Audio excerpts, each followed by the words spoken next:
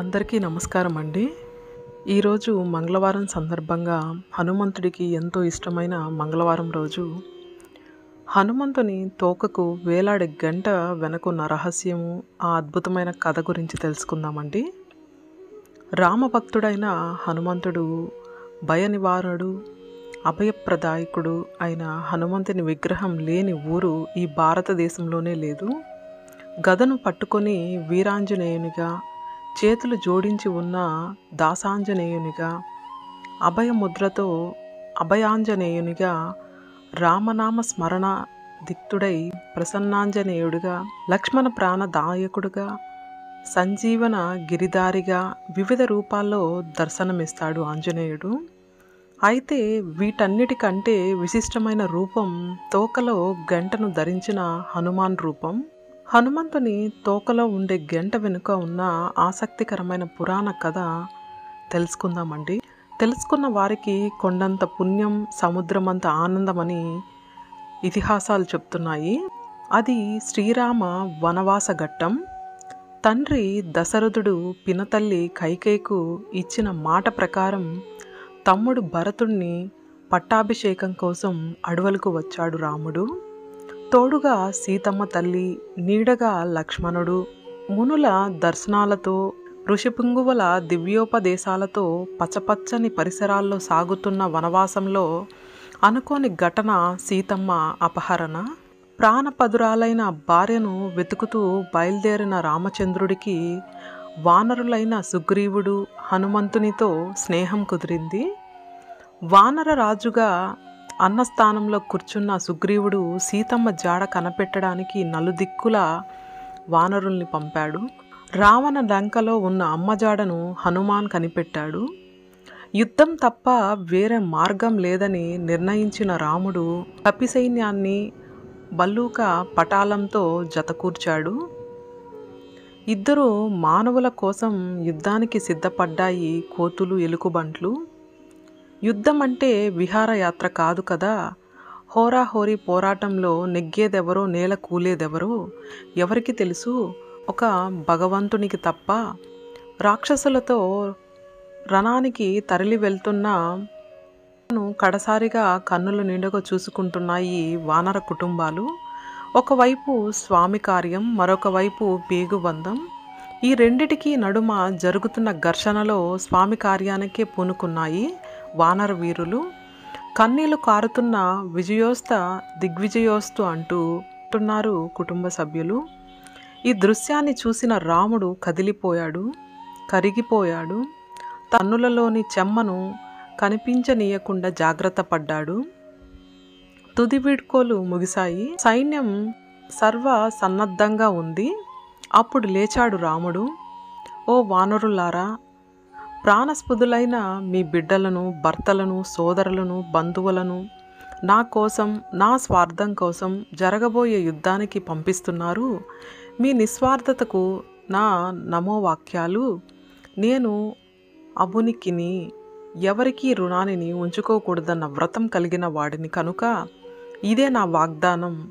యుద్ధానికి ఎంతమందిని తీసుకెళ్తున్నానో అంతమందితోనే వెనక్కి తిరిగి వస్తాను అని అన్నాడు. జనన మరణాల చక్రాన్ని ఛేదించగలిగే ఏకైక శక్తి చక్రధారి. ఆ చక్రధారే నేడు కోదండధారి అయి వాగ్దానం చేశాడు. రామన్న అన్న మాట ఎన్నటికీ పొల్లుపోదు. తమ వారు తప్పక తిరిగి వస్తారన్న ఆనందంతో జయఘోషను చేసిందా వానర జాతి. రామసేవ కోసం కదిలిన కపిసైన్యంలో సుగ్రీవుడు, ఆంజనేయుడు వంటి మహోన్నత కాయాలతో పాటు సింగిలీకలు అని పిలువబడే పొట్టి పొట్టి మరుగొజ్జు కోతులు కూడా ఉన్నాయి. ఈ సింగిలీక కోతులు కేవలం 1 అడుగు ఎత్తు మాత్రమే ఉంటాయి. వాటికి ఎలాంటి ఆయుధాలు ఉండవు. పదునైన పళ్ళు, వాడినైన గోళ్ళు ఇవే వాటి ఆయుధాలు. కొన్ని వందల సింగిలికల గుంపులుగా కలిసి ఒక శత్రువుపై దాడి చేస్తాయి. పళ్ళతో కొరికి, గోళ్లతో రక్కి చంపుతాయి. ఇదే వాటి యుద్ధతంత్రం. రామరావణ యుద్ధం ఘోరంగా సాగుతుంది. రామ లక్ష్మణుల బాణదాటికి, కపివీరుల ప్రతాపానికి ఎందరో రాక్షస వీరులు రాలిపోయారు. రావణాసుని కుమారులు కూడా ఎందరో ప్రాణాలు పోగొట్టుకున్నారు. ఇక మిగిలింది ఇద్దరే, రావణుడు, కుంభకర్ణుడు.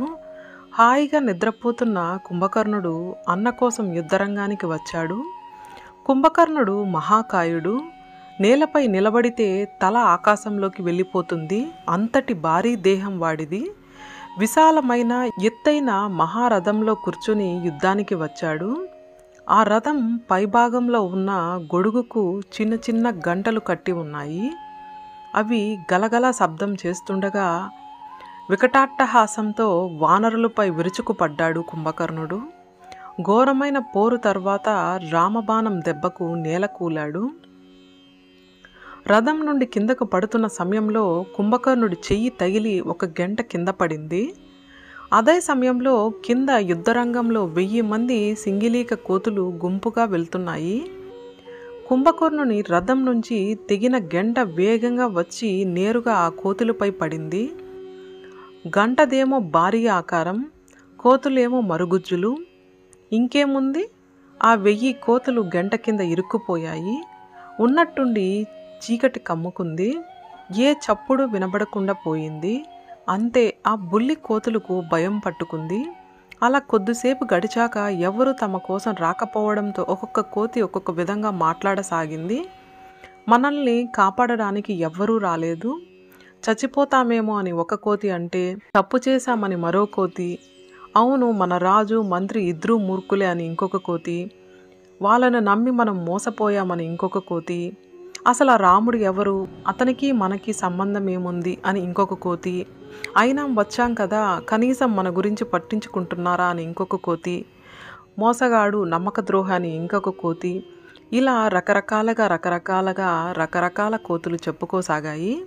అప్పుడు ఒక ముసలి కోతి ముందుకొచ్చి, అనవసరంగా ఆడిపోసుకోవడం వల్ల ప్రయోజనం లేదు, సహనంతో ఉందాం, రామనామ స్మరణ చేద్దాం అంది.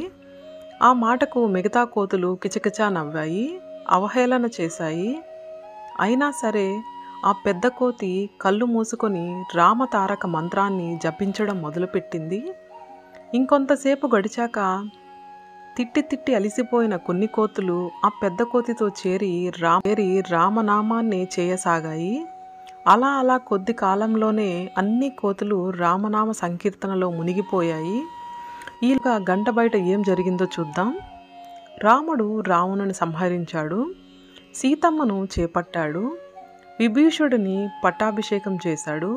ఇక అయోధ్యకు బయలుదేరాలి అనుకున్నప్పుడు సుగ్రీవుణ్ణి పిలిచి రాముడి తన వాగ్దానాన్ని గుర్తు చేశాడు. కపి సైన్యాన్ని లెక్కించి రమ్మన్నాడు. లెక్కలు వేసిన సుగ్రీవుడు రాముడి దగ్గరికి వచ్చి 1000 కోతులు తక్కువగా ఉన్నాయని చెప్పాడు. మళ్ళీ లెక్క వేయమన్నాడు రాముడు. మళ్ళీ 1000 తక్కువగా ఉన్నాయన్నాడు సుగ్రీవుడు. అప్పుడు సాక్షాత్తు రామచంద్రుడే బయలుదేరాడు. ముందు హనుమ దారి చేస్తుండగా యుద్ధరంగంలోకి వచ్చాడు రాముడు. ఎటు చూసినా రాక్షసుల శవాలు, విరిగిన రథాలు, కత్తులు, పగిలిన డాళ్ళు, వాటన్నిటిని మధ్య ఎక్కడైనా వానరులు పడి ఉన్నారేమో అని స్వయంగా వెతుకుతున్నాడు రాముడు. అంతలో స్వామి దృష్టి ఒక గంటపై పడింది. హనుమ అన్నాడు, పవనసుతునికి తన స్వామి అంతరంగం ఇట్టే అర్థమైపోతుంది. వెంటనే తోకను పెంచి గంటను పైకి లేపాడు. అక్కడ ఆ గంట కింద పెదవులపై రామనామం తాండవిస్తుండగా మూసిన కళ్ళతో, రామభక్తితో వికసించిన మనసులతో కూర్చొని ఉన్న కోతులు సుగ్రీవుడు చకచకా లెక్క వేశాడు. 1000 సింగిలీక కోతులు లెక్క సరిపోయింది. చుట్టూ ఉన్న వానర సైన్యం ఒక్క పటున జయ జయ రామ, జయ జయ రామ, రఘురామ అంటూ జయఘోష చేశాయి. అప్పటి వరకు చీమ చిటుక్కుమన్న శబ్దం కూడా వినని మరుగుజ్జు కోతులు పారావార ఘనఘోర తరంగ ఘోషలా వినబడిన జయ జయ ధ్వానాలను ఉలిక్కిపడ్డాయి. చటుక్కున కళ్ళు తెరిచాయి. చీకటే అలవాటు పడిపోయిన కళ్ళతో దగదగా మెరుస్తున్న సూర్యకాంతిని చూడలేక కళ్ళను, చేతుల్ని అడ్డుపెట్టుకుని నెమ్మదిగా చూడసాగాయి. అదిగో ఎదురుగా ఆజానుబాహుడు, అరవింద దళాయతాక్షుడు, సాచర వినాశకరుడు, భక్తి కోటికి శీతకరుడు అయిన రాముడు నిలబడి ఉన్నాడు. అంతే, సింగిలీక కోతులను ఇబ్బంది కలిగింది. దిక్కులు తోచలేక ఏం చెయ్యాలన్న ఆలోచన రాలేదు. వానర సైన్యం మరొక్క మారు జయఘోషను చేసింది. జై శ్రీరామ, జై శ్రీరామ. వెంటనే రామ పాదార విందాలపై పడ్డాయి ఆ బుల్లికోతులు. రాముడు మోసగాడు అన్న ఆ కోతిని, హనుమంతుడు బుద్ధిహీనుడు అన్న ఆ కోతిని తాకాయి రామస్వామి మృదువ హస్తాలు. ఎవరి వీక్షణం భవసాగరాన్ని తారణం చేయిస్తుందో అటువంటి రామ వీక్షణం తారక మంత్రమే త్రోవ అన్న పండుకోతిపై ప్రశంసించాయి. సింగిలీక కోతుల జన్మల ధన్యమయ్యాయి. ఇప్పుడు రాముని దృష్టి హనుమ వైపుకు మళ్ళింది. సుందరే సుందరం కపిహ, ముద్దైన కోతి తోకకు ముచ్చటైన గంట మురిపెంగా చూశాడు ముగ్ధ మనోహరుడైన రాముడు హనుమ. రాముడు మాట తప్పుడు అనటానికి ఉదాహరణగా నిలిచి సింగిలీక కోతుల కథకు గుర్తుగా తోకతో గంటను కలిపిన నీ రూపాన్ని ఎవ్వరు చేతులారా అర్చిస్తారో, మనసారా ప్రార్థిస్తారో వారికి నా అనుగ్రహం రెండింతలుగా లభిస్తుందని వరమిచ్చాడు శ్రీరాముడు. వాలంలో గంటను కలిగిన వానర శ్రేష్ఠుడైన దర్శించేటప్పుడు, పూజించేటప్పుడు ఈ సింగిలీక కథను గుర్తు చేసుకోండి.